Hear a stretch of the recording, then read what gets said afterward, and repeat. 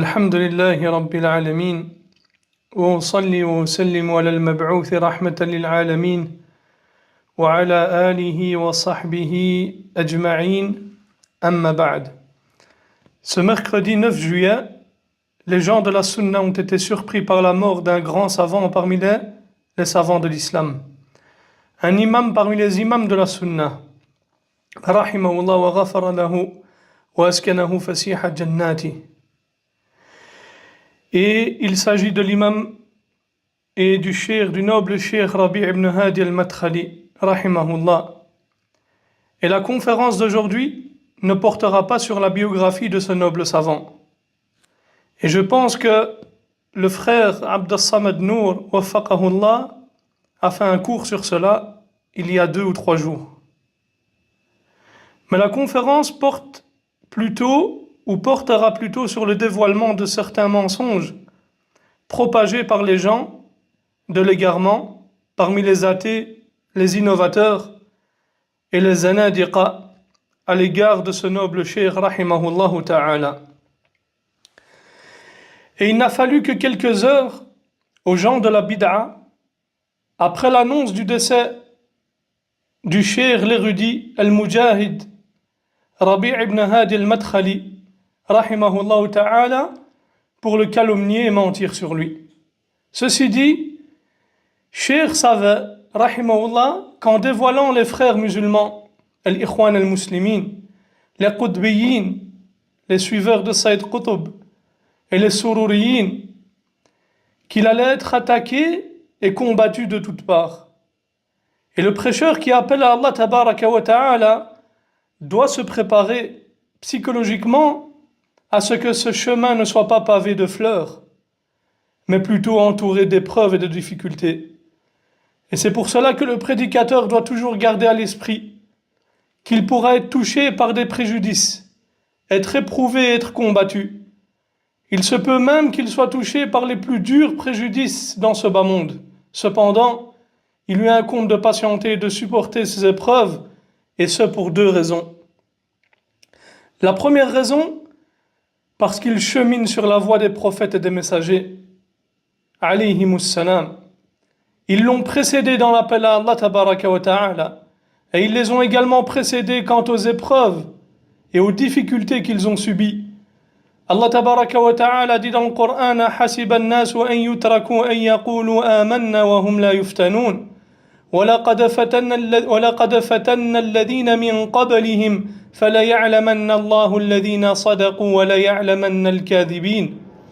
Est-ce que les gens pensent qu'on les laissera dire nous croyons sans les éprouver? Certes, nous avons éprouvé ceux qui ont vécu avant eux. Ainsi, Allah connaît ceux qui disent la vérité et ceux qui mentent. Et celui qui médite sur la biographie du prophète sallallahu alayhi wa sallam verra combien il a souffert et enduré pour que la religion parvienne jusqu'aux gens aujourd'hui. Et cela par la grâce d'Allah tabaraka wa ta'ala, et ensuite par la patience du prophète sallallahu alayhi wa sallam et celle des prédicateurs venus après lui. Et la deuxième raison, c'est parce que sa patience et son endurance face à ces épreuves et ces difficultés, le prédicateur obtient une grande récompense auprès de son Seigneur. Et c'est en fonction de l'intensité de l'épreuve qu'Allah tabaraka wa ta'ala l'élève et le récompense. Et notre cheikh Rabi' rahimahullah ta'ala était un exemple dans la patience et l'endurance face aux mensonges, aux calomnies et aux préjudices causés par les gens de la bid'a. Subhanallah, imaginez ya ikhwa, un seul instant, un homme en Arabie Saoudite, dans une petite chambre, a fait trembler les sectes les plus puissantes de cette époque, jusqu'à ce que ceux-ci ont attribué faussement à notre noble cheikh d'avoir fondé une nouvelle secte qu'ils ont nommée par mensonge les Madakhila, les Madkhali. Et il y a de doute que notre cheikh, rahimahullah, est innocent de cela. Alhamdulillah, celui qui lit les livres et les écrits de notre noble cheikh rahimahullah ne peut que constater et affirmer qu'il était sur la voie et la croyance des salaf et ceux qui les ont suivis en toute vertu. Mais il est coutume chez les gens de la bid'a de donner des appellations aux gens de la sunna, afin de faire fuir les gens du commun de la vérité. Mais ils oublient que la salafiyya est le droit chemin d'Allah tabaraka wa ta'ala, la voie du messager d'Allah sallallahu alayhi wa sallam et celle des pieux prédécesseurs, radiyallahu anhum.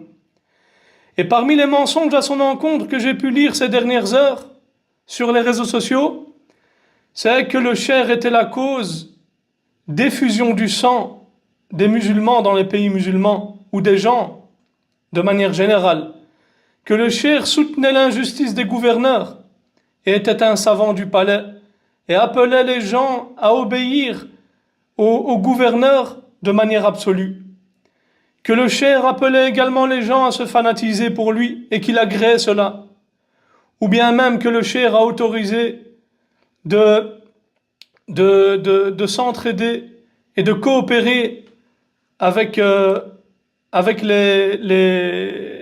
mécréants, ce qui causa, à cause de sa fatwa, l'effusion du sang et la mort de nombreux musulmans. Et ça, c'est les shubuhat et les ambiguïtés, les mensonges qui ont été donc propagés sur les réseaux sociaux. Et subhanallah ya ikhwa, les gens de la bid'a, lorsqu'ils n'ont pas d'argument, il ne leur reste que le mensonge. Et cela n'est pas quelque chose de nouveau. Cheikh Rabi' rahimahullah a été et restera incha'Allah une épine dans la gorge des gens de la bid'a. C'est pour cela que vous voyez les ikhwan, yani les mubtadi'a, aujourd'hui se réjouir de la mort de Cheikh Rabi', alors que hier encore il s'attristait de la mort des Rawafid, ou même de certains mécréants, comme l'a dit le Cheikh Ali ibn Yahya al-Haddadi, et cette parole a été traduite par notre frère Abdel Basit. Il dit, hafidhahullah, un mécréant meurt, alors il se précipite pour présenter leurs condoléances à son sujet, manifestant de la peine pour sa mort et louant ses mérites, prétendent-ils. Un rafidi insultant l'honneur du prophète sallallahu alayhi wa sallam, accusant d'apostasie ses compagnons et versant le sang des gens de la sunna, meurt à son tour, et là encore il se hâte pour le pleurer et faire ses condoléances à son sujet, assister à ses funérailles, exprimer leur chagrin et lui attribuer des éloges mensongères et injustes. Mais lorsqu'un savant suivant la voie des pieux prédécesseurs, un savant salafi meurt, un prêcheur au tawhid, défenseur de la sunna, qui avertit contre l'innovation, ils dégainent les plumes, délient leur langue pour se réjouir de sa mort, l'attaquer, mettre les gens en garde contre lui, et invoquent même contre lui. Exactement comme ils font aujourd'hui avec le noble Cheikh Rabi' ibn Hadi al-Madkhali, rahimahullah ta'ala. Et rien d'étonnant en cela. Telle est la voie, le manhaj, et la méthodologie des frères musulmans, al-Ikhwan al-Muslimin, al-Muflisin. Une méthodologie fondée sur la guerre contre la prédication à la voix des pieux prédécesseurs, ad-da'wa salafiyya, en secret comme en public. Leur hostilité envers les figures de la prédication à cette voie n'est autre qu'une guerre contre la croyance des pieux prédécesseurs elle-même, pour laquelle ces figures ont sacrifié leur vie. Fin de citation du noble Cheikh Ali ibn Yahya al-Haddadi, hafidhahullah ta'ala. La première ambiguïté et le premier mensonge que ces mubtadi'a propagent, c'est que le cheikh, rahimahullah, a été la cause de l'effusion du sang des gens et des musulmans dans les pays, donc musulmans. On dit à cela, par Allah, toute personne qui fait preuve d'un minimum d'équité sait pertinemment que le cheikh faisait partie des savants qui ont le plus réfuté les Khawarij, comme Daesh al-Qa'ida et ceux qui cheminent sur leur voie. D'ailleurs, si Cheikh Rabi' rahimahullah a été combattu avec acharnement de la part des Ikhwan et des frères musulmans, des Khawarij et leurs semblables, et c'est principalement parce que le Cheikh Rabi' est connu pour avoir dévoilé les égarements de Sayyid Qutb, celui qui tient justement l'étendard des néo-Kharijites à cette époque, comme l'a dit Cheikh Al-Albani rahmatullah alayhi. Et pour ceux qui ne savent pas qui est Saïd Qutb, Saïd Qutb était un frériste, c'est-à-dire qu'il faisait partie de la secte des frères musulmans. Il s'est ensuite détaché d'eux pour développer cette idéologie extrémiste, tout en maintenant les fondements sur lesquels étaient les frères musulmans, c'est sur lesquels les frères musulmans étaient d'accord. Et Saïd Qutb était donc un révolutionnaire, un anarchiste, un rebelle, qui justifiait le recours à toutes sortes d'actions pour concrétiser ses objectifs, tels que les attentats, les crimes, les meurtres et autres actes qui sont contraires à la charia. Il n'était donc pas un simple adib, un poète, comme le prétendent les Sururi, les suiveurs de Mohammed Surur, ni un savant, comme le disent les frères musulmans, mais c'était plutôt un innovateur égaré qui était à la tête d'une idéologie extrémiste et extrêmement dangereuse.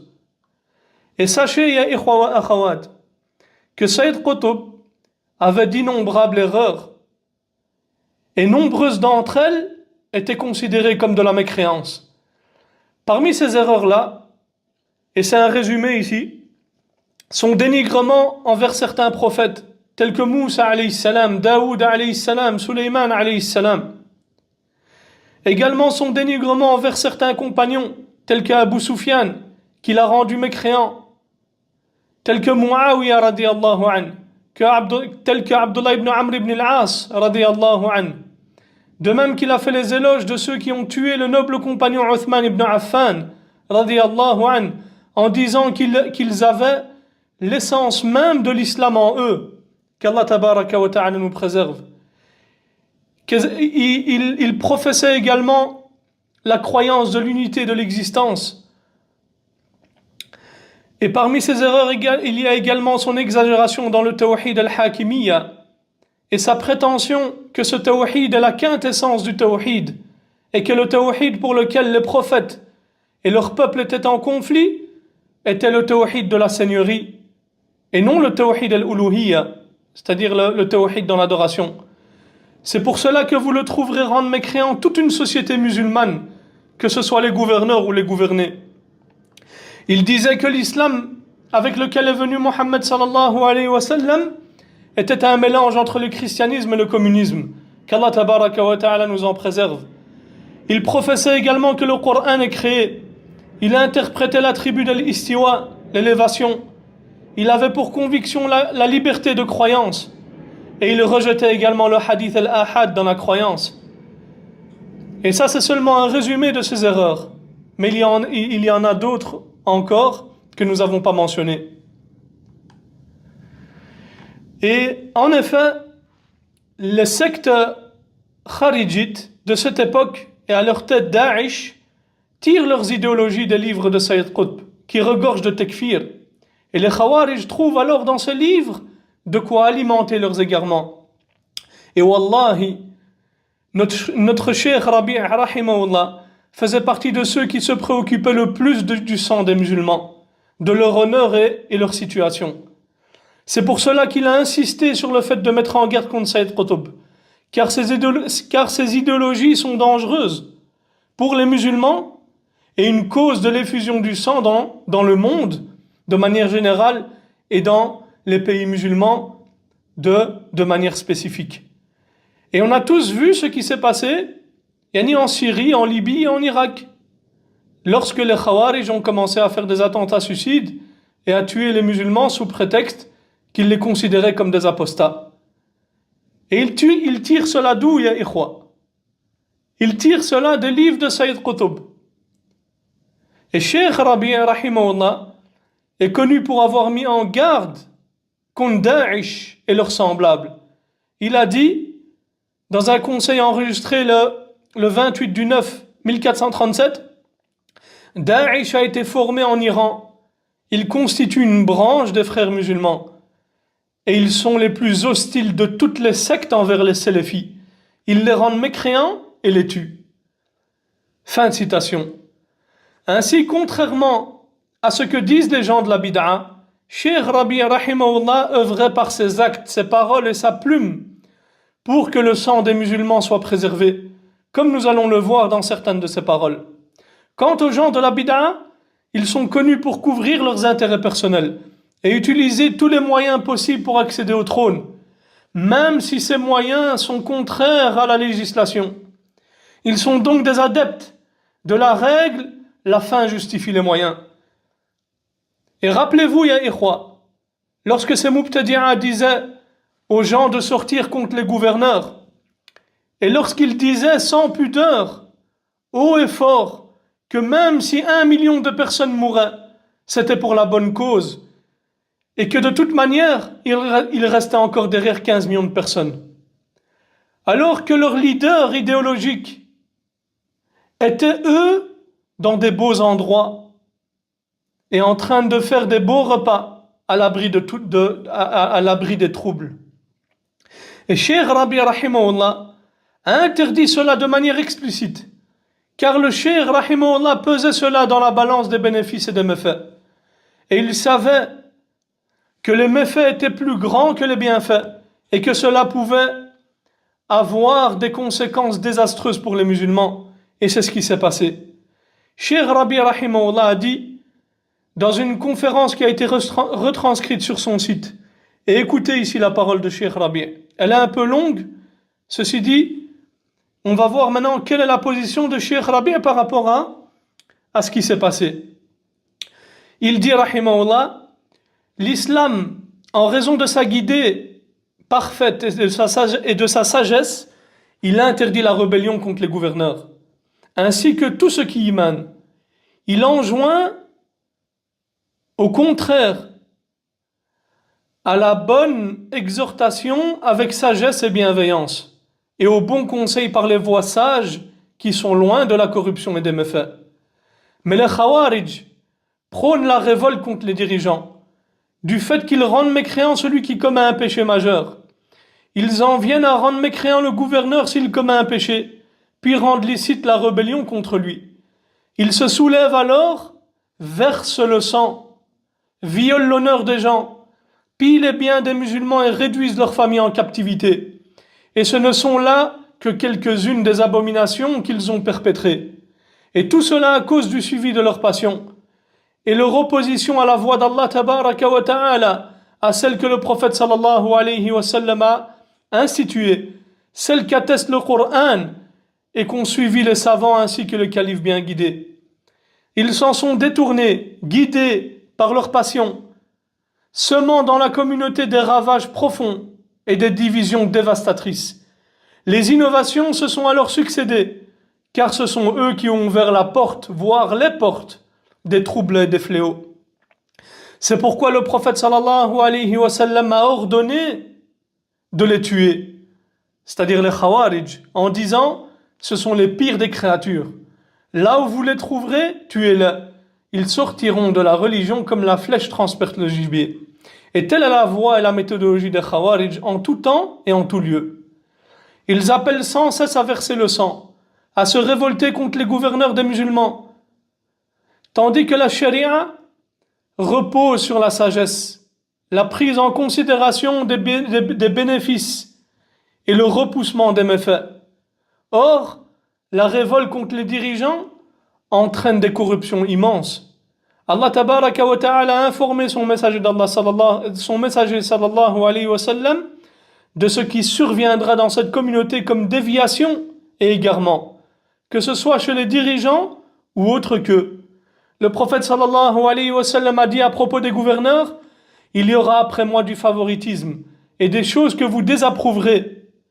Les compagnons ont alors demandé, que nous ordonnes-tu au messager d'Allah si nous vivons cela? Il a répondu sallallahu alayhi wa sallam, acquittez-vous de ce qui vous incombe et demandez à Allah ce qui vous est dû. Hadith muttafaq alayh, rapporté par Bukhari et Muslim. Et il ne leur a donc pas ordonné de se rebeller, ni de combattre, ni d'organiser des manifestations ou d'autres formes de corruption. Dans un autre hadith, d'après Abi Hurayrata radiyallahu anhu, donc il rapporte que le prophète sallallahu alayhi wa sallam a dit, les enfants d'Israël étaient dirigés par des prophètes. À chaque fois qu'un prophète mourait, un autre lui succédait. Et il n'y aura plus de prophète après moi. À ma suite, il y aura des successeurs, et ils seront nombreux. Les compagnons ont alors demandé, ô messager d'Allah, que nous ordonnes-tu donc de faire? Il a répondu, sallallahu alayhi wa sallam, respectez l'allégeance faite au premier, puis au suivant, et ainsi de suite. Ensuite, acquittez-vous de vos devoirs envers eux, et demandez à Allah ce qui vous revient de droit, car Allah les interrogera sur la responsabilité qu'il leur a confiée. Et observe ici cette orientation prophétique pleine de sagesse. Et si les musulmans patientaient face à l'injustice de leurs dirigeants en se conformant à ces nobles orientations, Allah tabaraka wa ta'ala leur aura accordé un soulagement et une issue favorable.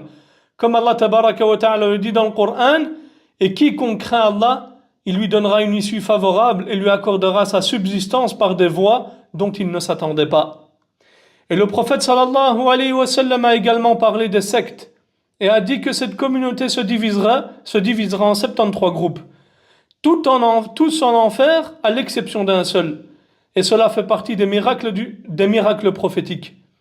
Allah tabaraka wa ta'ala lui a révélé ce qui adviendra dans la communauté en matière d'innovation, de politique déviante et d'autres égarements. Pourtant, le prophète sallallahu alayhi wa sallam visait toujours le plus grand intérêt. Repousser les troubles majeurs, protéger la communauté, ses vies, ses biens et son honneur. Allah tabaraka wa ta'ala dit dans le Coran, Allah tabaraka wa ta'ala a certes ordonné de changer le blâmable. Comme Allah tabaraka wa ta'ala dit dans le Coran, Kuntum khayra ummatin ukhrijat linnas ta'muruna bil ma'ruf.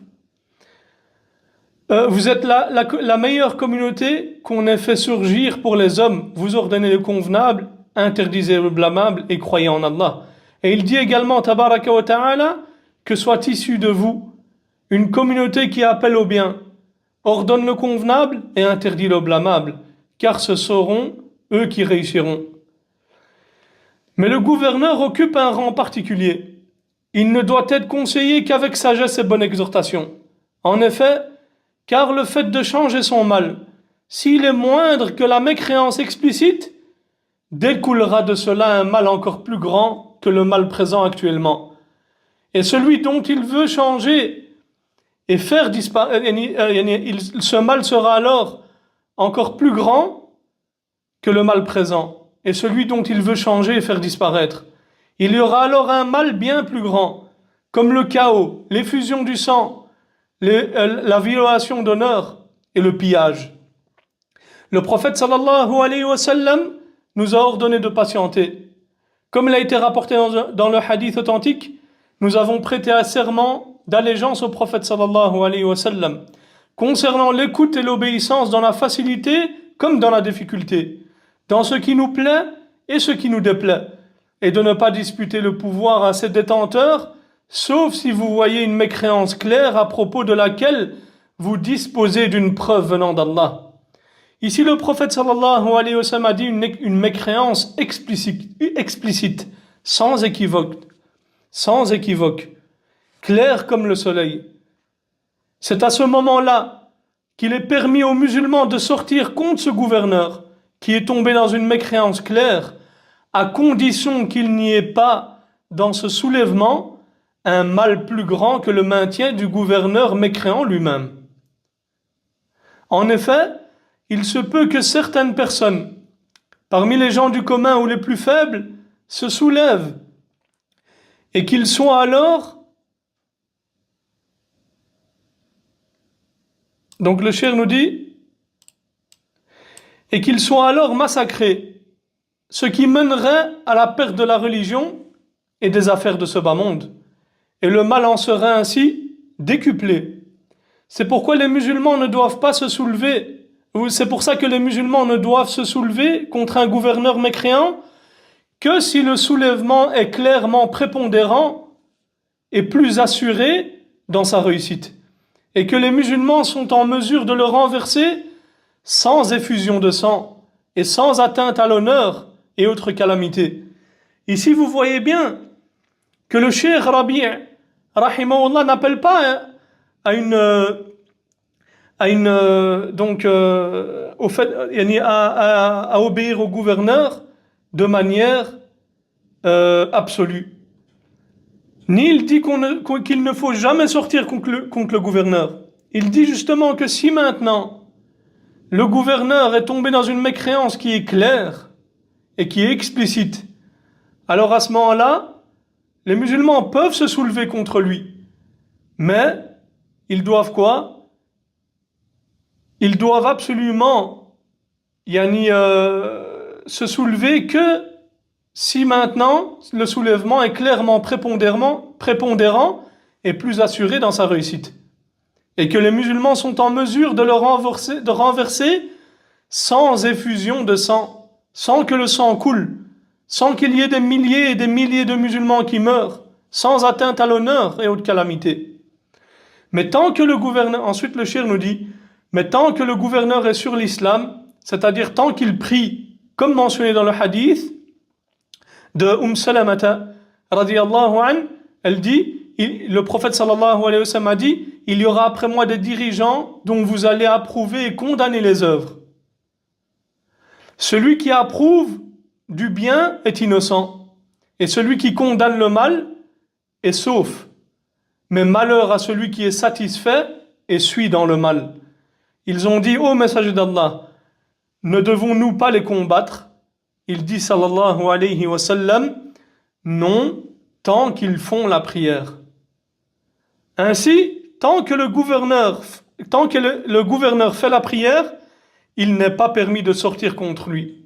Et le prophète sallallahu alayhi wa sallam n'a pas dit ici, non, tant qu'ils accomplissent la prière. Il a dit non, tant qu'ils font la prière. C'est-à-dire, non, tant qu'ils prient. C'est-à-dire son apparence est l'islam. Et est donc dans le cercle de l'islam. Et il n'est alors pas permis de sortir contre lui. Car cela entraînera inévitablement effusion de sang et violation des honneurs. Regardez, subhanallah, la différence entre la parole de Cheikh Rabi rahimahullah, ça c'est sa parole tirée de son site, et avec la parole des gens de la bid'a. Le Cheikh nous dit ensuite, jamais les gens n'ont tiré profit de la révolte contre les gouverneurs.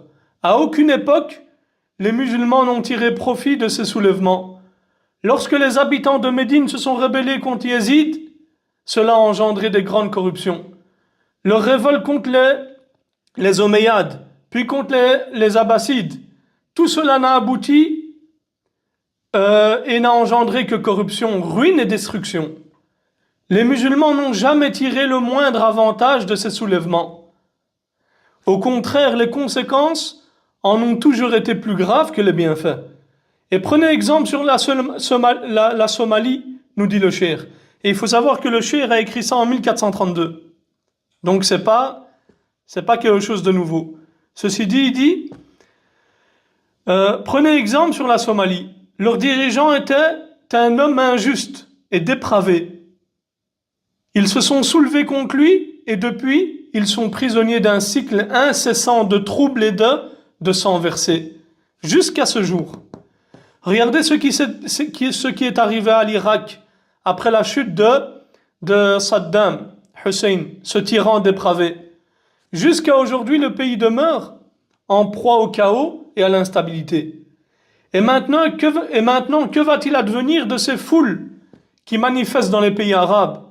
Quelles seront les conséquences de leurs actes?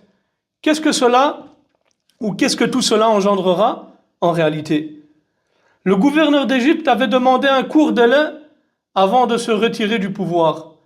Mais les manifestants ont insisté avec acharnement pour qu'il quitte immédiatement donc le pouvoir. Il s'est alors retiré.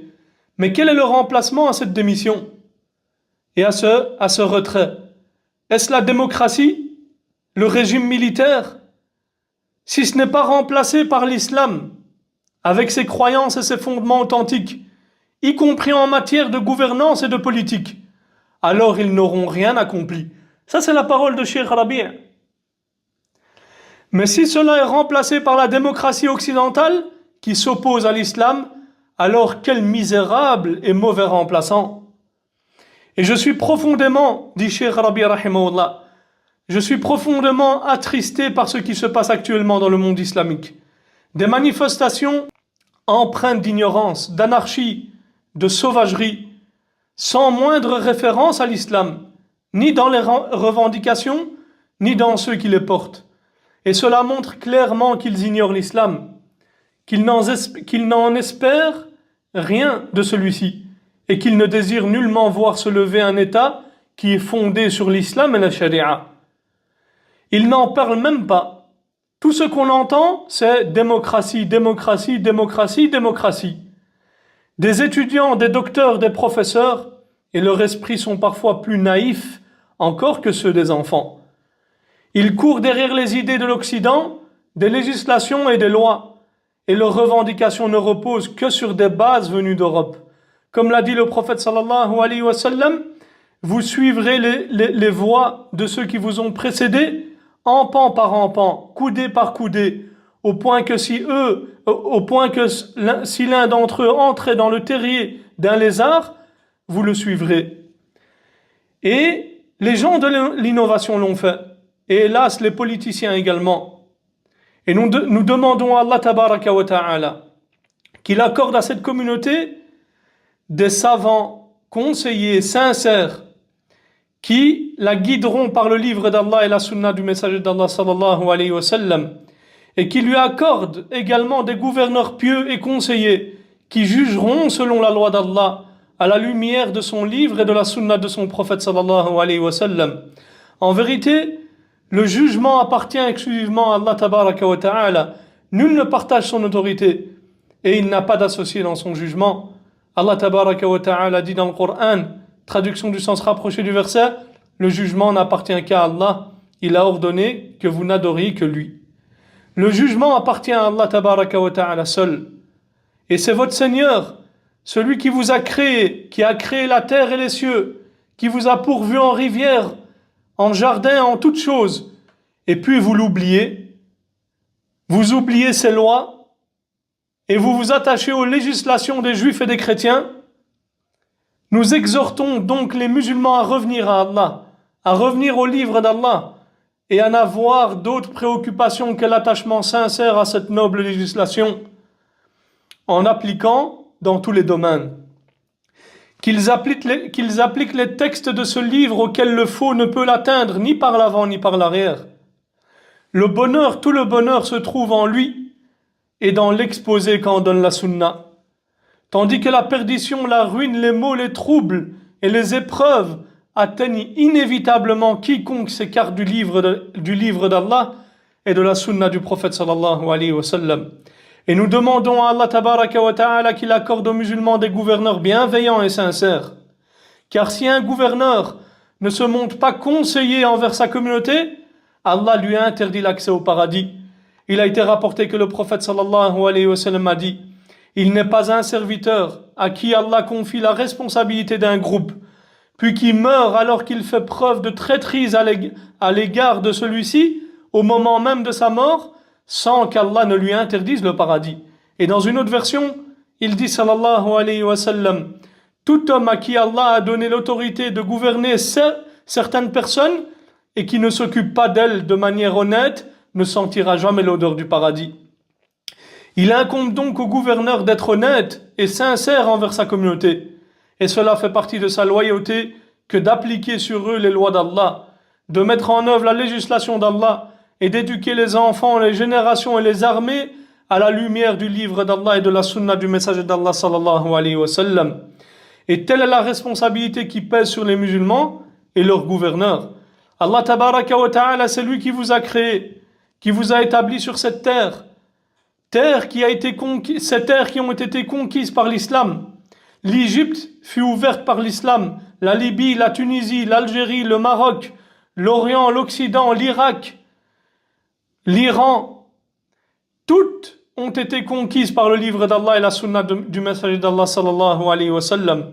Alors comment peut-on oublier le livre d'Allah et la sunna du messager d'Allah sallallahu alayhi wa sallam? Comment peut-on oublier Allah? Comment peut-on oublier la charia, les lois d'Allah? Quoi qu'il en soit, sortir contre le gouverneur n'est pas permis, car cela entraîne des corruptions sans commencement ni fin. Et l'histoire en témoigne. Et la réalité contemporaine que nous avons vécue l'atteste également. Et les affaires ne peuvent être traitées et résolues que par la sagesse. Fin de citation. Ça, ce sont les paroles de Cheikh Rabi' rahimahullah ta'ala.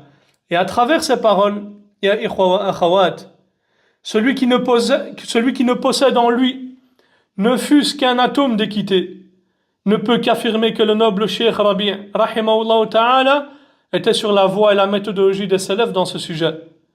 Les propos du Cheikh sont clairs et limpides.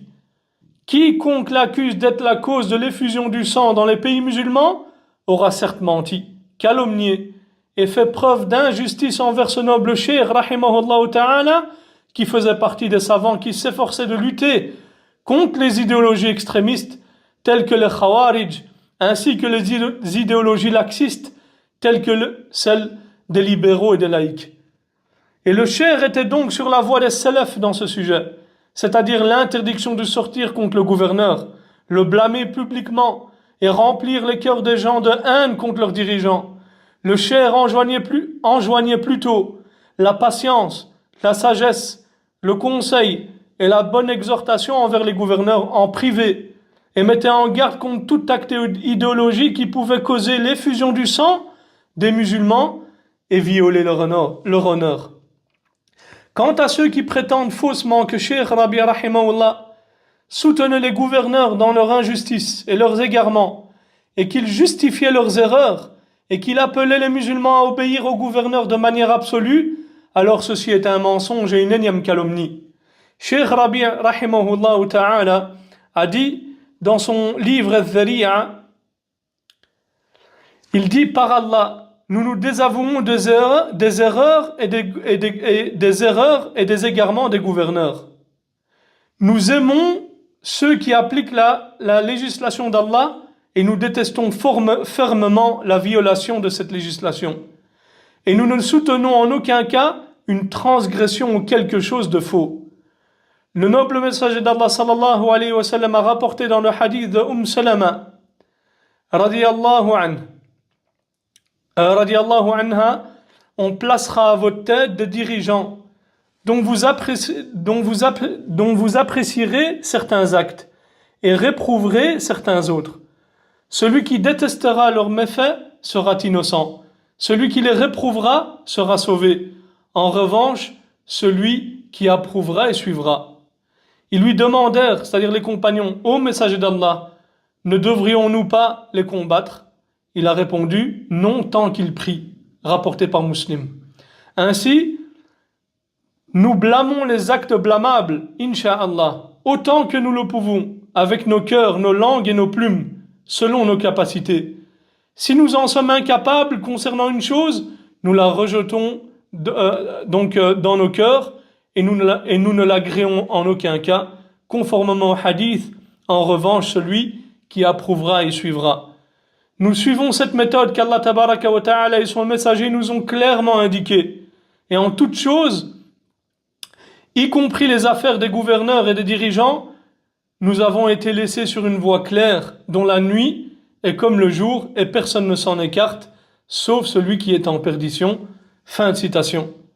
Et le salafi sincère et véridique n'attend rien des gouverneurs, ni argent, ni reconnaissance. Si on appelle à l'obéissance au gouverneur, c'est parce que le prophète sallallahu alayhi wa sallam nous a ordonné cela. Certes, il y a de l'injustice chez les gouverneurs, il y a du favoritisme, il y a des égarements, que ce soit dans la croyance ou autre.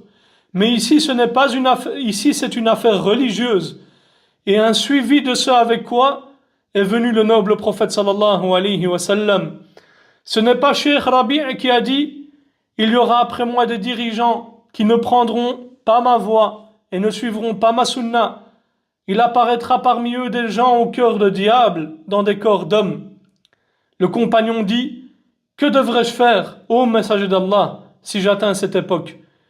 Le prophète sallallahu alayhi wa sallam lui a dit « Tu écoutes l'émir et tu lui obéis. Même si on frappe ton dos ou qu'on te prend tes biens, tu écoutes et tu obéis. » Ça c'est la parole du messager d'Allah sallallahu alayhi wa sallam.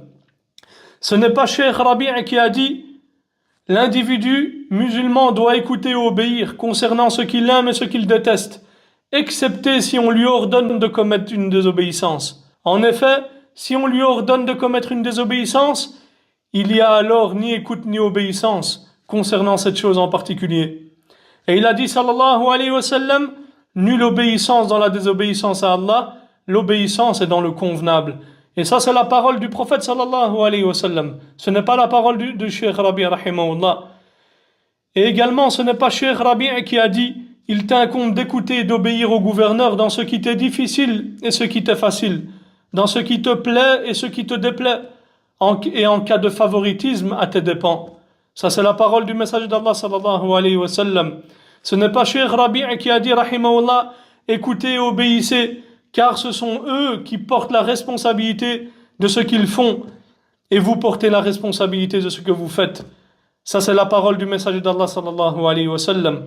Et ce n'est pas Cheikh Rabi' qui a inventé ou qui a dit vous allez certes rencontrer après moi du favoritisme, patientez jusqu'à ce que vous me rencontriez au Haoud, c'est-à-dire le bassin du prophète sallallahu alayhi wa sallam, le jour dernier. Et ça c'est la parole du prophète sallallahu alayhi wa sallam. Et tous ces hadiths que nous avons rapportés maintenant, ce ne sont pas les paroles de Cheikh Rabi', ce sont des hadiths qui sont rapportés dans le Sahih Muslim. Et il y en a de nombreux autres. Et les savants de la Sunna ne font que rapporter ce que le messager d'Allah sallallahu alayhi wa sallam nous a enjoint d'appliquer, et ce sur quoi les gens de la Sunna sont tous unanimes. Le deuxième mensonge qui a été rapporté par les gens de la bid'a, c'est qu'ils disent que Cheikh Rabi' a des gens qui se fanatisent pour lui et que le cheikh cautionne cela. Avant de répondre à cette calomnie, il faut savoir que parmi les choses par lesquelles se distinguent les gens de la sunna, c'est qu'il n'y a pas chez eux un homme qu'ils considèrent comme infaillible après le prophète sallallahu alayhi wa sallam. Ils aiment leurs savants, les respectent, reconnaissent leur rang et leur valeur, mais dans toutes les affaires de la religion, ils ne prennent que ce qui repose sur une preuve légiférée, c'est-à-dire du Coran et de la Sunna, et ils ne se fanatisent pour personne, qui qu'il soit. Car la vérité ne se reconnaît pas à travers les hommes, comme l'a dit l'imam Malik rahimahullah. Et cette parole est considérée par les gens de la Sunna comme une règle. Il dit toute personne, on prend de sa parole ou on la rejette, sauf celui qui est dans cette tombe, en parlant du prophète sallallahu alayhi wa sallam. Et chez les gens de la Sunna, aucun savant n'est à l'abri de l'erreur. Le seul qui ne se trompe pas dans la législation, c'est le prophète sallallahu alayhi wa sallam, car il est infaillible dans la législation.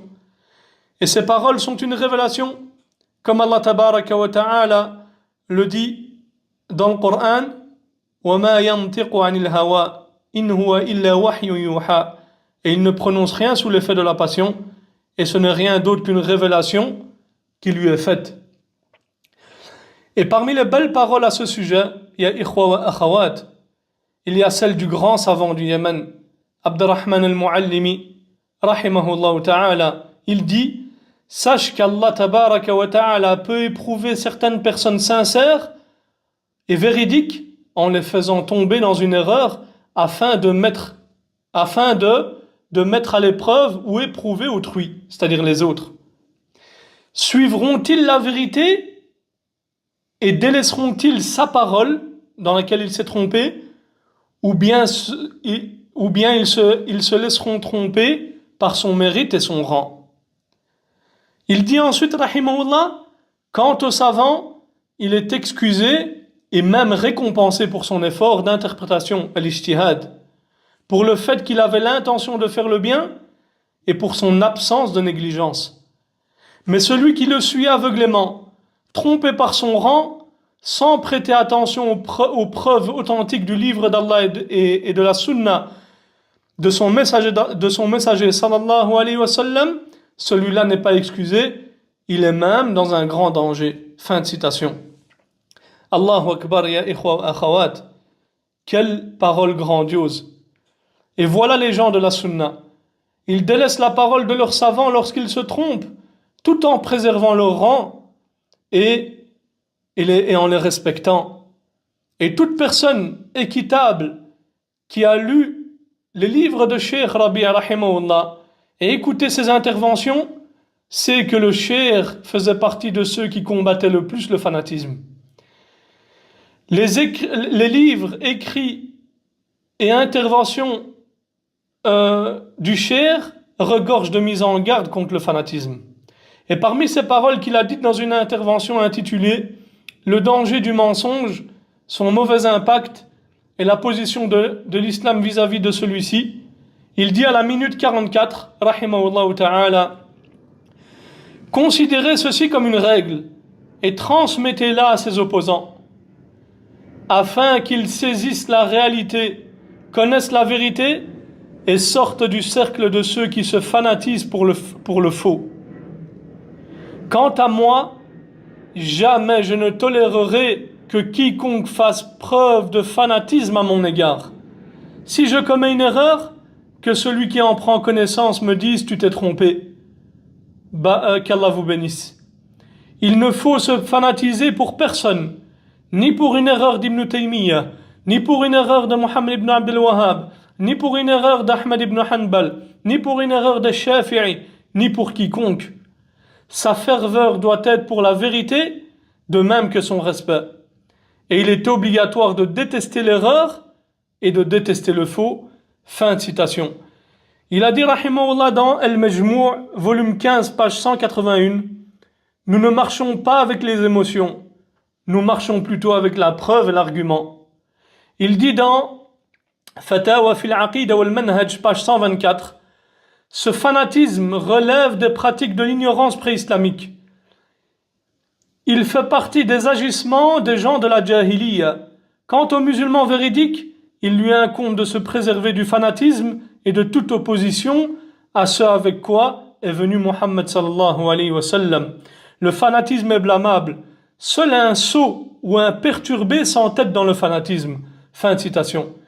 Il a dit dans Izhaq wa batili inda Izhaq wa batili Abdel Latif Bachamil, il dit rahimahullah, nous ne faisons pas partie des adorateurs des rabbins et des moines, ni des rawafid, ni des extrémistes soufis qui vouent un culte aux personnes et les considèrent comme infaillibles.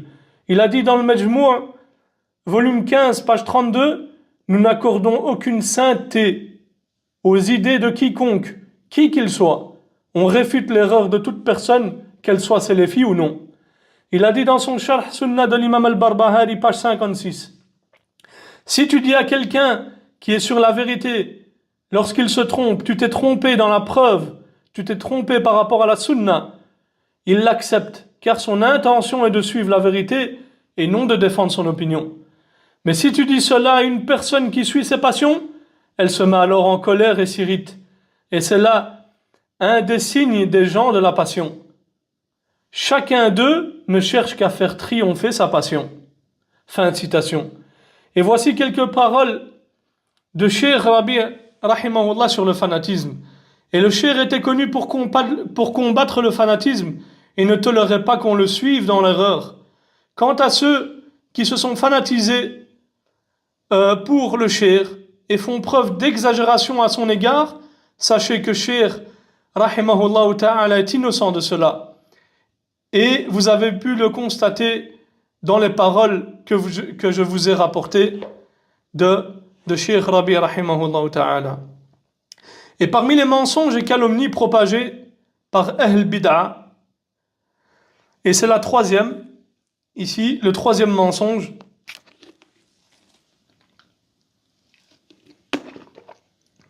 c'est que le Cheikh rahimahullah a autorisé l'invasion en Irak et qu'il a donné une fatwa permettant aux mécréants de tuer donc des civils musulmans. Et subhanallah, ça c'est encore un énième mensonge. Avant de répondre, ya ikhwa, on va rappeler ce qui s'est passé. Début des années 90, Saddam Hussein Saddam Hussein, qui était un Ba'athi communiste. Et les savants avaient même émis une fatwa en disant que il était mécréant. Saddam a pris le pouvoir en Irak et a décidé d'envahir le Koweït, ainsi que les pays du Golfe.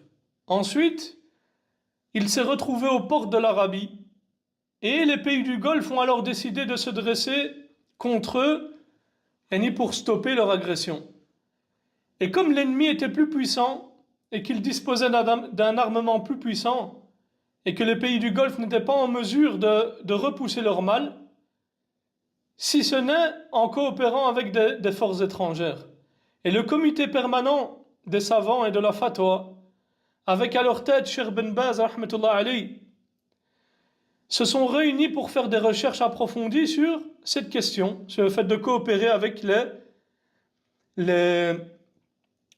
mécréants pour repousser le mal d'un autre parti mécréant. Et après des recherches approfondies, ils en ont conclu que cela était permis. Et ce sujet ne date pas d'hier. À l'époque, donc déjà des quatre écoles, ils avaient déjà divergé sur cette question, comme le mentionne Ibn al-Qayyim et autres. Comme la divergence est connue entre le Malikiyya et le Jumhur. Donc les savants d'Arabie ont délivré la fatwa bien avant que Cheikh Rabi' publie son livre Sadd al-Udwan. Parce qu'il faut savoir que les gens de la bid'a, maintenant, ce qu'ils reprochent à Cheikh Rabi', c'est ce livre-là. Un livre qui s'appelle donc Sadd al-Udwan. Et les gens de la bid'a, comme à leur habitude, ils ont commencé à propager des mensonges et calomnies afin de faire triompher leur passion et faire fuir les musulmans des gens de la sunna, comme ils font à cette époque. Ensuite, certains innovateurs, à leur tête, Safar al-Hawali et Salman al-Aouda et autres, ont commencé à rendre mécréants les gouverneurs et dénigrer les savants par rapport à ce sujet. Cheikh Rabi' rahimahullah a alors publié son livre Sadd al-Udwan en 1411, il y a 35 ans et dans lequel il explique de manière détaillée ce sujet, ainsi que la divergence des savants anciens et contemporains dans celui-ci. Et le cheikh explique que le fait de coopérer ou avoir recours à l'aide des polythéistes et des mécréants ne relève pas forcément de la mécréance ou de l'allégeance majeure, comme on appelle le kufr al-tawalli. Et le cheikh a rédigé cela après la guerre, comme on l'a mentionné. Et les gens de bid'a maintenant font croire, subhanallah, que Cheikh Rabi' est celui qui a délivré la fatwa, et font également croire aux gens que l'invasion de l'Irak par les Américains en 2003 était à cause de Cheikh Rabi'. Allahu Akbar, ya ikhwa. Allahu Akbar. Comme si Bush, alayhi min Allah ma yastahiq, ce khabith, avait demandé l'autorisation à Cheikh Rabi' en 2003 pour envahir l'Irak. Qu'Allah tabaraka wa ta'ala nous préserve de leurs mensonges. Alors que le livre du cheikh a été publié en 1411, il y a 35 ans, bien avant 2003, et bien avant l'invasion américaine en Irak. Quant à la divergence entre Cheikh al-Albani et les savants d'Arabie est connue. Mais comme l'a dit Cheikh al-Albani rahmatullah alayhi, c'est une mas'ala ijtihadiyya. Et les savants ont écrit des réfutations les uns sur les autres, mais cela s'est fait avec respect et dans le respect. Le Cheikh al-Albani rahmatullah alayhi était connu pour ses positions dans ce sujet-là, mais il n'a pas rendu mécréants les gouverneurs ou les savants, comme l'ont fait les gens de la bid'a et comme le font les gens de la bid'a à cette époque et maintenant actuellement. Et vous pouvez trouver les audios entre Cheikh Mohammed Aman al-Jami et le Cheikh al-Albani rahmatullahi alayhima par rapport à cette question. Et vous verrez que ces deux savants s'aimaient.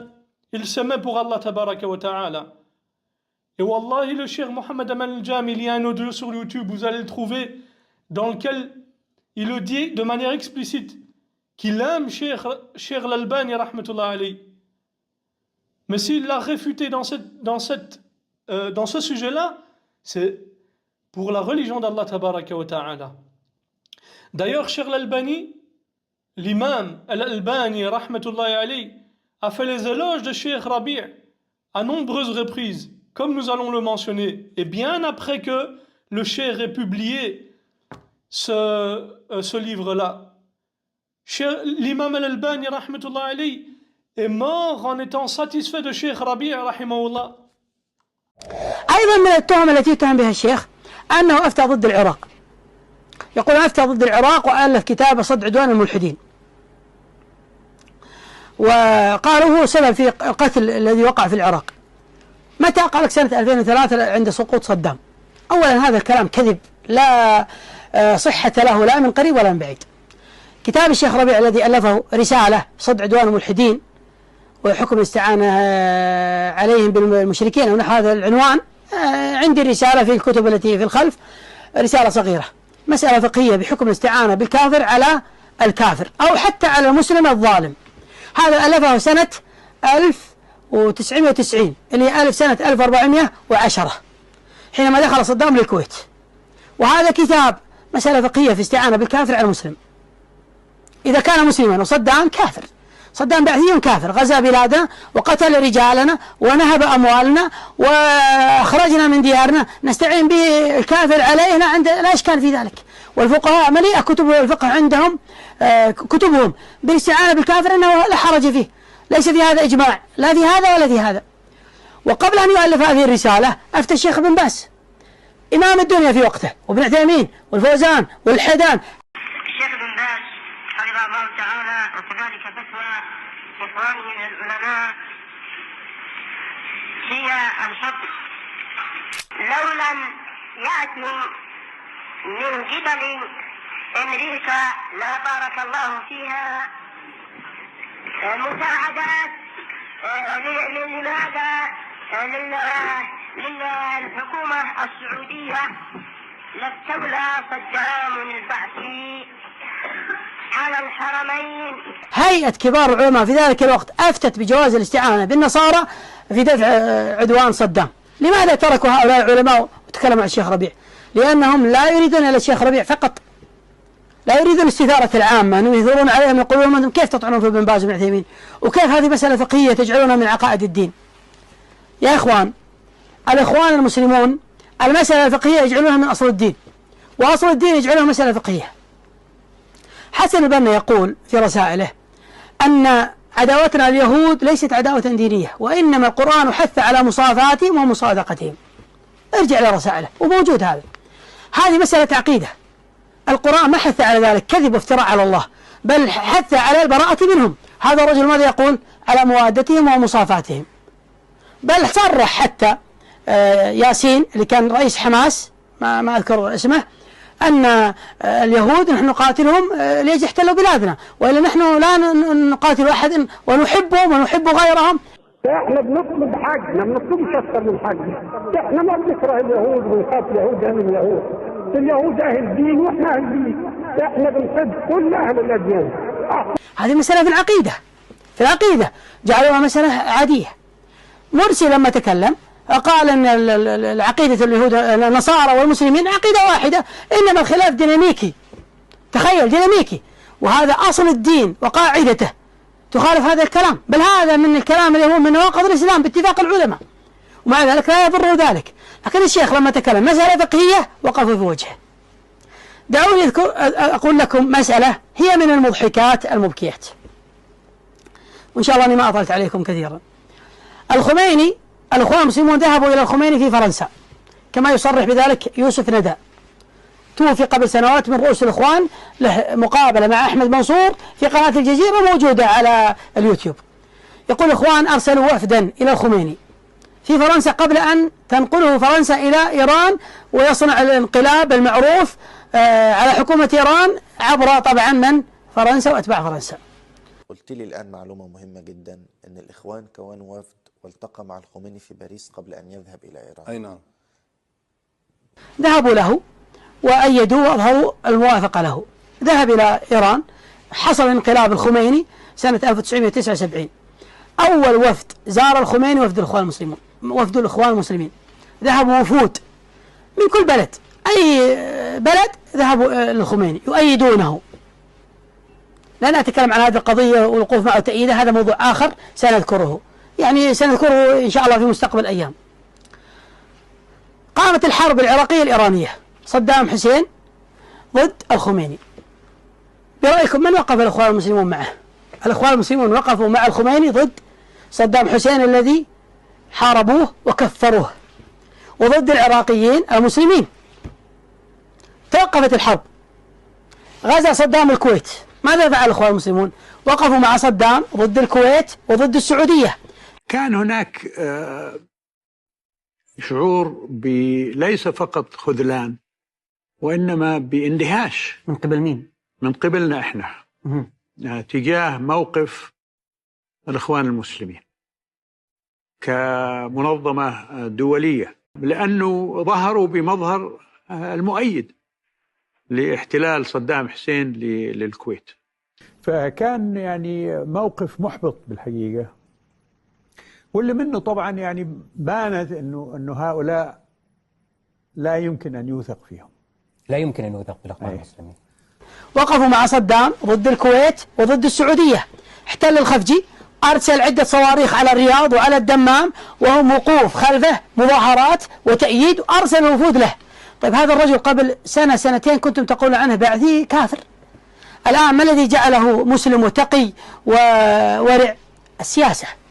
الإخوان المسلمون يقدمون السياسة على الدين، الدين هذا يستغلونه للسياسة، ليس عندهم شيء يعني هو أصل لا يمكن مخالفته، لا يمكن. أنا أتحدى رجل يأتيني بأصل الإخوان المسلمين يقول هذا أصل الدين، من خالفه ضللناه ولا كفرنا. لا يوجد، لا يوجد. كل أصل يمكن أن يتغير، الأصل الوحيد الذي لا يتغير هو الإخوان المسلمون. إذا طعنت فيهم فأنت عدو للدين. فإذا الشيخ ربيع ما أفتى أبدا، ما أفتى، وكذب هذا. طيب حكم من يفتي بناصرة النصارى على المسلمين؟ لنفرض أنه وجد شيخ بهذا الأمر، حكمه يسكتون. بين حكمه يا فلان، يسكت حتى ينتظر من الاسم. لما قامت أمريكا ضد طالبان في تقريبا 2001 بعد قضية تفجير أسامة بن لادن ومن معه في 11 سبتمبر، أفتى يوسف القرضاوي كما رأيته أنا بنفسي ورآه الجميع وهو موجود. أفتى يوسف القرضاوي رأس الإخوان بأنه يجوز للجندي الأمريكي المسلم أن يقاتل مع الجيش الأمريكي ضد طالبان المسلمة. ماذا فعل الشيخ ربيع المدخلي؟ أفتى كما رأيته أنا بنفسي فتواه، أفتى بأنه، وعاصرت هذه وهذه، أفتى بأنه يجب على المسلمين في أفغانستان أن ينصروا طالبان ضد أمريكا. نعم، طالبان صوفية وقبورية وحنفية يعني متعصبة. مع ذلك الشيخ ربيع قال هؤلاء مسلمون مبتدعة ضد كفار. إذن يقاتل المسلمون المبتدعة، يقاتلون تحت رايتهم ضد الكفار. مع ذلك مدحوا القرضاوي وسبوا الشيخ ربيع. إذا ماذا يرضيكم؟ ما يرضيهم شيء. هم العداء عداء شخصي مع هذا الرجل، مع هذا المنهج السلفي السني. Et je vais conclure, ya ikhwa, en évoquant une anecdote qui s'est produite ici à Bruxelles avec l'imam du Markaz al-Albani de Simonis. Et suite à cette discussion qu'il y a eu entre moi et cet imam, certains hizbiyin de Bruxelles, parmi les ikhwan et autres, ont commencé à propager des mensonges à mon égard. Et j'aimerais donc rétablir ici la vérité et mettre en garde mes frères et mes sœurs contre ces sectaires qui ont pour objectif d'éloigner les jeunes de nos savants et de la méthodologie des salafs. Il y a quelques mois de cela, accompagné d'un frère qui s'appelle Saifullah, j'ai été discuter avec l'imam du Markaz al-Albani à Bruxelles. Et moi je n'ai rien demandé. On m'a juste dit que il voulait me voir et discuter avec moi. Et à l'époque, je connaissais un peu leur méthodologie. Ceci dit, j'ai entendu du bien. Et d'un éventuel retour sur les positions qu'ils adoptaient auparavant concernant certains innovateurs, tels que Saïd Qutb, Adnan Ar'our, Nabil Al-Awadi, Aïd Al-Qarni et d'autres Mubtadi'a et égarés qui sont connus pour cheminer sur la voie des Ikhwan al-Muflisin et qui sont l'une des causes des malheurs qui touchent les pays musulmans et les musulmans de nos jours. Et subhanallah, contre toute attente, l'imam a commencé à me tester, subhanallah, en me demandant qui je connaissais parmi les prêcheurs albanais. Et lorsqu'il a dit cela, j'ai compris où il voulait en venir.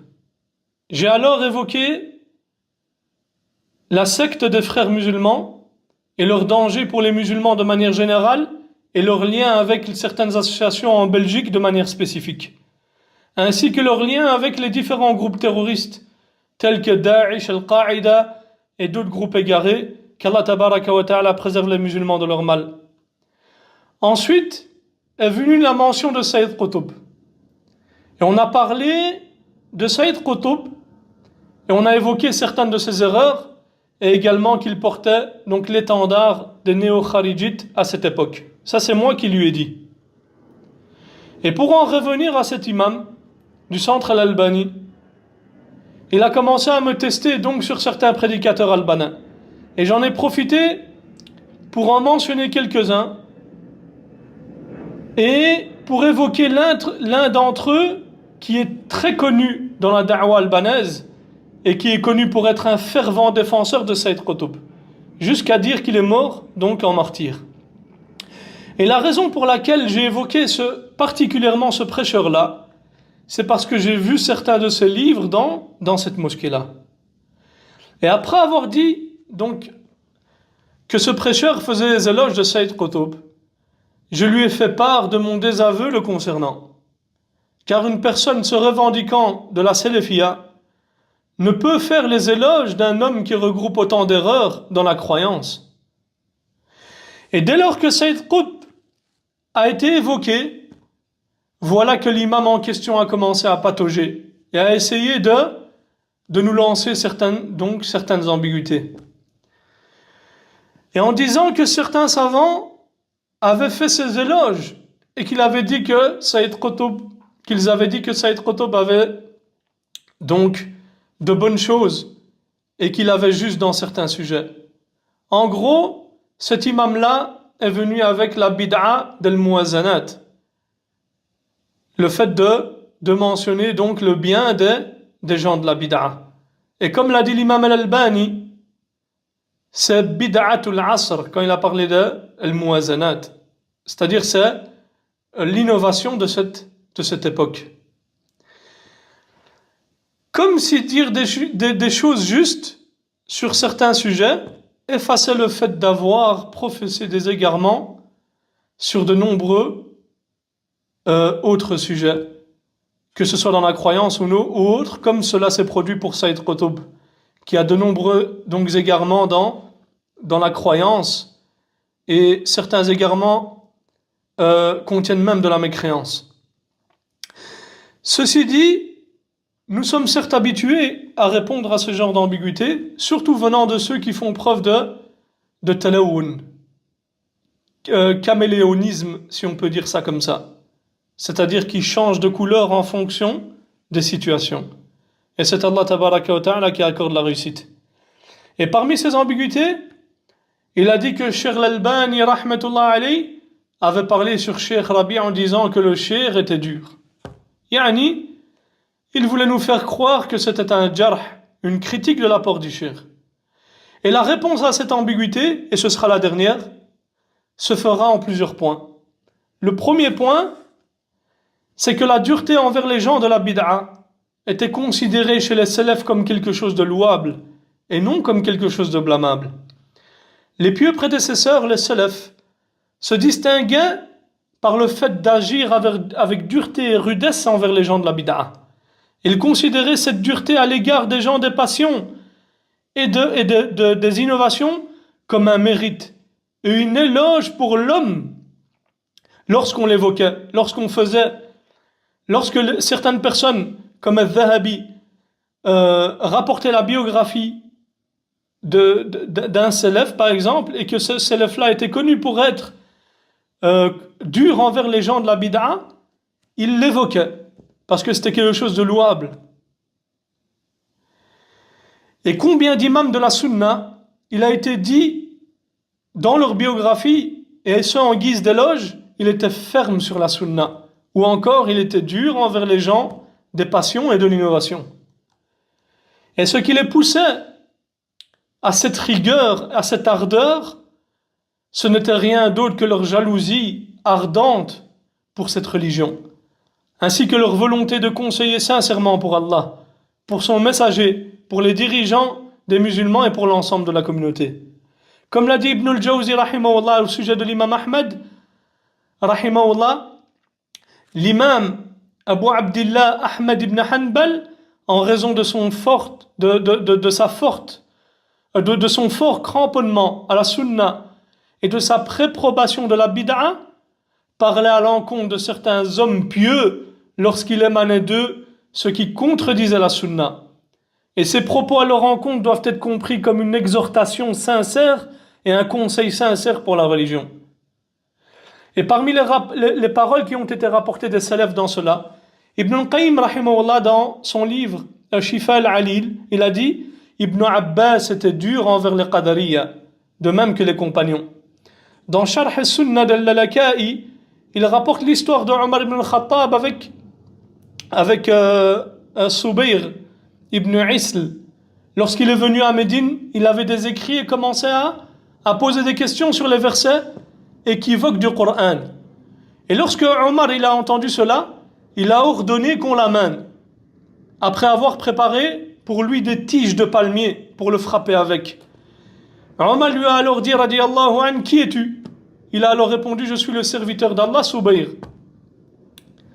Omar lui a alors répliqué, et moi je suis le serviteur d'Allah, Omar. Et puis il lui a fait un signe, et il a commencé à le frapper avec les tiges de palmier.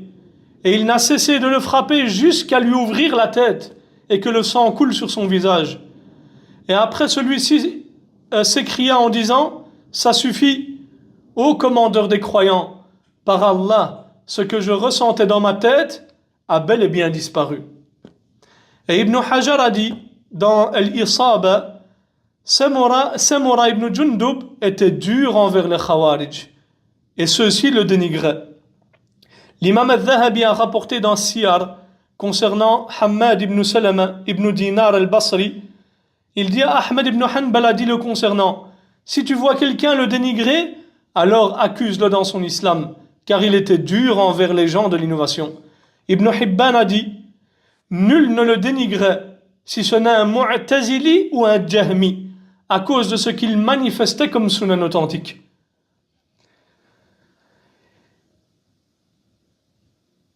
Et dans Tabyin Kadhib al-Muftari, Ibn Asakir rapporte avec sa chaîne d'après Mujahid qu'il dit concernant Bilal ibn Abi Burda, il était dur envers les innovateurs. Al-Dhahabi rapporte dans Siyar, lorsqu'il rapportait la biographie de Al-Qadi Sharik ibn Abdullah al-Nakha'i al-Koufi, qui est mort en 177. Muawiyah ibn Salih al-Ash'ari rapporte, j'ai interrogé Ahmad ibn Hanbal au sujet de Sharik. Il a répondu, il était doué de raison, véridique et un muhaddith. Et il était dur envers les gens du doute et de l'innovation. Ibn Hajar a dit concernant, Ibn Hajar a dit dans Al-Taqrib,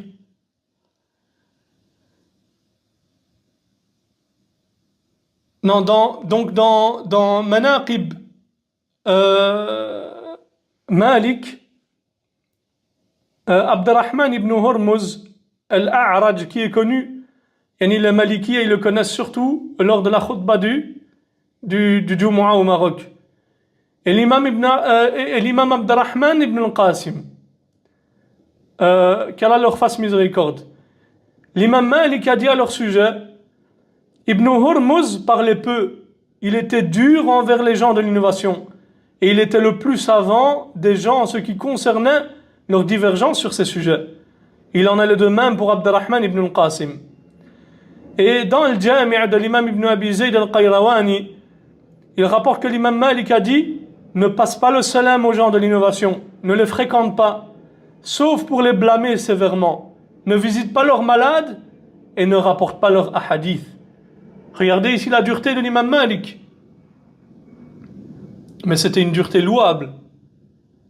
Et dans Manaqib al-Shafi'i, al-Bayhaqi a dit concernant l'imam al-Shafi'i, il était dur envers les athées et les gens de l'innovation. Et il manifestait son hostilité et son boycott à leur égard. Et je n'ai pas pu ici rapporter toutes les paroles des salafs dans cela, parce qu'elles étaient très très nombreuses. Donc on se suffit de cela. Ceci dit, vous pouvez trouver des paroles des salafs concernant les gens de bid'a, comme dans Sharh Sunnah al-Barbahari et autres. Et donc, ce que l'on peut constater à travers ces paroles, c'est que la dureté envers les gens de la bid'a était considérée par les salafs comme quelque chose de louable. Le deuxième point, qu'est-ce que l'imam al-Albani voulait dire ici par « il y avait en Cheikh Rabi' de la dureté ». Il faut savoir que Cheikh al-Albani, l'imam al-Albani, rahmatullah alayhi, a parlé dans un contexte précis, qui était la réfutation de Cheikh Rabi' sur Sayyid Qutb. Et le Cheikh n'a pas dit que cela était une caractéristique inséparable de Cheikh Rabi'. Jamais. Il n'a pas dit Cheikh Rabi' il est dur. Il n'a pas dit ça, l'imam al-Albani, rahmatullah alayhi. L'imam al-Albani, rahmatullah alayhi, a plutôt dit que le Cheikh avait fait preuve de dureté dans sa réfutation, c'est-à-dire dans son usloub, dans sa méthode, et que c'était mieux qu'il fasse preuve de douceur afin que les fanatiques de Sayyid Qutb acceptent la vérité. Mais ya ikhwa, ce qu'il faut savoir ici, c'est que ce genre de choses, c'est-à-dire quand utiliser la douceur ou la dureté, c'est quelque chose de nisbi, c'est-à-dire de relatif. Peut-être que toi, tu vas être d'avis qu'il faut utiliser ici la douceur avec cette personne. Mais un autre savant sera d'avis qu'il faut utiliser la dureté. Car ça fait plusieurs années, par exemple, qu'il conseille cette personne-là. Yani, vous comprenez ici. Subhanallah, il y a d'ailleurs un audio de l'imam al-Albani sur YouTube, vous pouvez le retrouver, dans lequel un homme vient reprocher à Cheikh d'avoir fait preuve de dureté dans sa réfutation contre el-Bouti. Et le Cheikh dans l'audio répond en disant: je pense que l'homme qui dit ça fait partie des Ikhwan al-Muslimin. S'il connaît le cas d'el-Bouti, soit c'est il fait partie des Ikhwan, c'est un Ikhwanji, soit c'est un Hizbi, un sectaire. Allahu Akbar. Il dit ensuite, rahimahullah, celui qui nie le fait d'avoir de la dureté dans la réfutation envers les gens de la bid'a, c'est soit un Ikhwanji, soit un Hizbi. Allahu Akbar. Et Cheikh al-Albani, rahmatullah alayhi, était un imam dans la sunna. Il faisait parfois preuve de dureté dans ses réfutations, car la sagesse signifie en réalité de mettre chaque chose à sa place, être dur quand il le faut et être doux quand il le faut. Et celui qui connaît Cheikh Rabi' rahimahullah ta'ala, c'est que le Cheikh Rabi' avait énormément de patience envers ses opposants. Wallahi ya ikhwa. Il a patienté plus de 10 ans sur Abdurrahman ibn Abdel Khaliq, jusqu'à ce que ses élèves le supplient de parler sur lui, subhanallah. Plus de 10 ans. Sur Falah al-Harbi, de même, il a énormément patienté, Cheikh Rabi', en lui écrivant en privé, en le conseillant en privé. Ensuite, nous disons à cet imam et à ses semblables, donc du Markaz al-Albani, qu'Allah tabaraka wa ta'ala les guide et les réforme. Quand il s'agit d'avoir recours à la bid'a, del muazanat, pour défendre des égarés comme Sayyid Qutb, qui insultait les compagnons et avait des égarements très graves dans la croyance, pourquoi vous ne mentionnez pas les éloges de l'imam al-Albani sur Cheikh Rabi'? Où est votre jalousie pour la religion d'Allah? Où est votre jalousie pour les Sahaba? Wallahi mes frères, quand un individu peut faire preuve d'indulgence envers un égaré comme Sayyid Qutb qui regroupait d'innombrables erreurs dans la croyance, et avoir une telle animosité envers un savant salafi, qu'il a réfuté pour préserver cette religion. Comment on peut faire preuve d'indulgence envers un égaré comme Saïd Qutb et ensuite avoir une telle animosité envers un savant salafi qui a réfuté Saïd Qutb pour préserver la religion d'Allah tabaraka wa ta'ala. L'imam al-Albani rahimahullah a dit en commentant le livre de Cheikh Rabi' al-Awasim mimma fi kutubi Saïd Qutb min al-Qawasim, il dit rahimahullah, toutes les réfutations que tu as faites sur Saïd Qutb sont justes ainsi que des vérités. Allahu Akbar. Il dit également, l'imam al-Albani rahimahullah, dans une cassette intitulée Al-Muwazanat Bid'atul Asr, il dit, celui qui porte l'étendard de la critique et l'éloge en toute vérité à cette époque est notre frère le docteur Rabi' ibn Hadi al-Madkhali. Allahu Akbar. Il dit également dans une cassette intitulée Rencontre avec Abil Hassan al-Ma'ribi, rencontre Abul Hassan al-Ma'ribi avec l'Albani, il dit rahimahullah, cibler ces deux cheikhs, Cheikh Rabi' et Cheikh Muqbil, qui appellent au Coran et à la Sunna et qui suivent la voie des pieux prédécesseurs et combattent ceux qui s'opposent à cette juste méthodologie, est clairement l'un des deux types de personnes, soit un ignorant, soit un adepte des passions. Allahu Akbar. Il dit ensuite, rahimahullah ta'ala, ceux qui critiquent les deux cheikhs, comme nous l'avons mentionné, sont soit ignorants, ils doivent alors être instruits, soit ils suivent leur passion. Nous devons alors chercher refuge contre leur mal auprès d'Allah. Ainsi nous implorons Allah, soit de les guider, soit de briser leur dos. Ça, c'est la parole de l'imam al-Albani, rahimahullah ta'ala, et ses éloges envers Cheikh Muqbil et Cheikh Rabi', qu'Allah tabaraka wa ta'ala leur fasse miséricorde. Et le Cheikh a dit également, rahimahullah, l'imam al-Albani, je veux dire que ce que j'ai vu dans les écrits du Cheikh Rabi', c'est qu'ils sont bénéfiques, et je ne me souviens pas d'avoir vu d'erreur de sa part, ni de déviation de la méthodologie sur laquelle nous sommes en accord et qui nous unit. Fin de citation. Rahimahullah ta'ala. Pourquoi cet imam et pourquoi ces gens de bid'a, lorsqu'ils rapportent la parole de Cheikh l'Albani en disant que Cheikh l'Albani rahmatullah alayhi a dit fi shidda, il y a en lui de la dureté, c'est-à-dire dans son usloub, pourquoi il ne rapporte pas les éloges de l'imam al-Albani sur ce noble savant qui était l'érudit al-Mujahid Rabi' ibn Hadi al-Madkhali.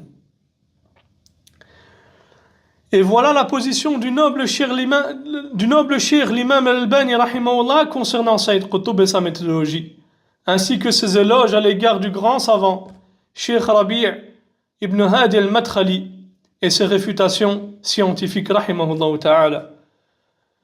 Ensuite, cet imam m'a dit, donc du Markaz al-Albani, il m'a dit, la ilaha illallah, il m'a dit, est-ce que Cheikh Rabi' est un fauteur de troubles?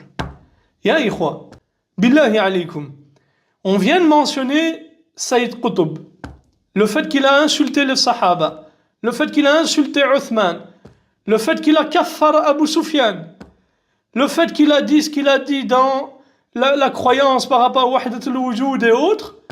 Qu'est-ce que cet imam trouve à me dire? Est-ce que Cheikh Rabi' est un fauteur de troubles, un fattan? Hasbunallah wa ni'mal wakil. Je lui ai répondu que Cheikh Rabi' faisait partie des grands savants et qu'il était connu et reconnu auprès des savants de cette communauté. Et à leur tête, l'imam Ibn Baz, l'imam al-Albani, Ibn Uthaymin et les autres, qu'Allah tabaraka wa ta'ala leur fasse miséricorde. Et je lui ai ensuite dit que celui qui prétend cela sur le cheikh était une de ces deux personnes. Comme l'a dit l'imam al-Albani. Je lui ai dit soit c'est un ignorant, soit c'est un innovateur égaré et quelqu'un qui suit ses passions. Il m'a ensuite dit que je n'étais pas la bienvenue dans sa mosquée et qu'il ne voulait pas de gens comme moi dans celle-ci Et il m'a alors ordonné de sortir. Et wallahi, le frère Saïfullah était témoin de cela. Ici, c'est pour vous montrer à quel point les gens de la bid'a sont malhonnêtes. Et je lui ai ensuite répondu que moi non plus, je ne voulais pas faire partie, je ne voulais pas être donc dans une mosquée qui fait les éloges de Sayyid Qutb et adopte la méthodologie des Ikhwan al-Muflisin et des Sururiyin. Et avant de sortir, subhanallah, je lui ai demandé clairement, je lui ai dit, est-ce que Cheikh Rabi' pour toi est un fettan, un fauteur de troubles? Il m'a répondu sans pudeur, c'est le plus grand fettan, c'est-à-dire le plus grand fauteur de troubles que la terre ait connu, ou bien sur la surface de la terre. Hasbunallah wa ni'mal wakil. Hasbunallah wa ni'mal wakil. Je lui ai alors répondu que je n'avais aucun doute concernant le fait que c'était un mubtadi' égaré, un innovateur égaré. Allahul musta'an. Quand j'ai rapporté cela à Cheikh Ali Ramli, Hafidahullah, il m'a dit Ahsant, tu as bien dit et tu as bien fait. On demande à Allah tabaraka wa ta'ala de nous préserver sur la sunna. Et pour conclure, ya ikhwa, Cheikh Rabi' était un grand savant parmi les savants de la sunna, un défenseur de la sunna, une épine dans la gorge des gens de la bid'a. Ils ont essayé de ternir son image, mentir sur lui, le calomnier, car il a dévoilé leurs égarements et réfuté leurs ambiguïtés. Et par Allah tabaraka wa ta'ala est témoin que nous ne nous fanatisons pas pour le cheikh et disons le concernant comme nous le disons pour tous les savants. Le cheikh n'est pas infaillible. Il peut avoir juste comme il peut se tromper. Et le savant, lorsqu'il se trompe, il est récompensé pour cela. Et nous, on délaisse son erreur et on préserve son rang et son mérite. Et voilà comment les gens de la sunna agissent avec leurs savants. Quant à ceux qui se réjouissent de la mort de ce noble savant, parmi les athées, les frères musulmans, les sururi, les chiites et les zanadiqa, cela ne nuira en rien à ce noble cheikh, dont sa défense de la sunna et son djihad contre les gens de la bid'a étaient connus. S'il connaissait la vérité et connaissait réellement qui était Cheikh Rabi' rahimahullah et ce qu'il a accompli pour la sunna, il ne se serait pas réjoui de sa mort. Et comme l'a dit notre cher Muhammad bin Hadi hafidhahullah ta'ala concernant la parole d'Allah tabaraka wa ta'ala, Inna nahnu nazzalna adh-dhikra wa inna lahu lahafidhun. En vérité, c'est nous qui avons fait descendre le Coran et c'est nous qui en sommes gardiens. Il dit, cette religion est préservée par le fait que la parole d'Allah tabaraka wa ta'ala est présente parmi nous, par la présence de hadiths du messager d'Allah sallallahu alayhi wa sallam, ainsi que la présence de ceux qui accomplissent leurs devoirs les concernant, c'est-à-dire les savants. À chaque fois qu'une génération s'en va et que ces savants meurent, Allah tabaraka wa ta'ala met à leur place d'autres savants qui feront triompher sa religion. Ceci dit, ces choses nous permettent de savoir ceux qui ont un cœur malade et ceux qui ont un cœur sain. Les cœurs sains sont attristés par la mort d'un savant, mais ne disent que ce qui satisfait leur Seigneur. Inna lillahi wa inna ilayhi raji'un. Certes, nous appartenons à Allah et c'est vers lui que nous retournerons. Ô Allah, accorde-nous une récompense dans notre malheur et remplace-le par quelque chose de meilleur. Et Allah tabaraka wa ta'ala leur accordera des successeurs. Et les gens de la bid'a avec leur vision étroite, telle est leur position.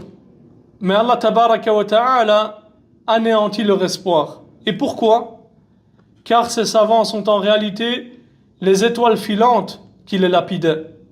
De la même manière que les étoiles filantes dans le ciel sont les projectiles qui touchent les djinns qui volent les paroles. Et c'est pour ça que les gens de bid'a se réjouissent. Mais soyez rassurés, même si Cheikh Rabi', ce mujahid, est mort, et Rabi', le printemps, demeure et est toujours présent dans cette communauté, c'est-à-dire les savants. Les gens de science sont toujours présents, walillahi alhamd, ce qui apporte la joie aux gens de la sunna et provoque la colère des gens de la bid'a. Même si Cheikh Rabi' est mort, rahimahullah ta'ala, les savants sont toujours présents et accomplissent leurs obligations. Quant à vous, partisans de l'égarement, vous n'atteindrez pas votre objectif. Sachez que la sunna est secourue et victorieuse, et Allah tabaraka wa ta'ala nous a dévoilé qui vous êtes réellement. Et nul ne se réjouit de la mort des gens de la sunna, si ce n'est les gens de la bid'a et de l'égarement.